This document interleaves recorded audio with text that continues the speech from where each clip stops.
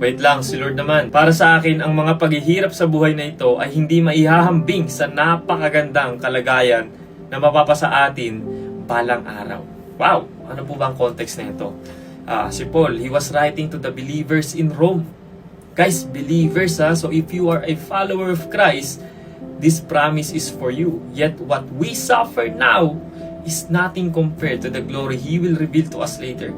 That's His promise. Gusto nyo maging deep sa pag-aaral nyo ng Bible, you can use Haven. Makakatulong tong app na to. You can ask anything, even the context ng mga verses na binabasa ninyo sa App Store and Play Store. Kaya sinulat ni Paul yan sa mga believers kasi sila nakakaranas ng persecution, trials, matinding paghihirap at sakit ang nararanasan nila dahil sa pananampalataya nila kay Kristo.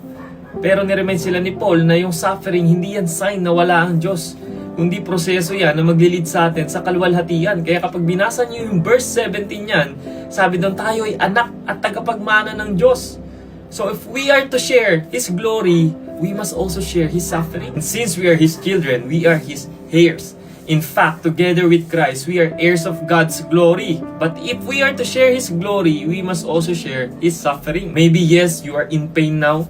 But if you could see what's coming, kung nakikita nyo lang, you would realize that it's nothing compared to the glory God is preparing in you and through you. Kaya kung natatem ka mag-give up, tandaan mo ito.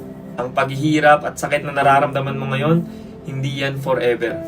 Pansamantala lang. Pero yung kaluwalhatian na inihanda ng Diyos para sa iyo ay walang hanggan. Kaya huwag mong tignan ng sugat.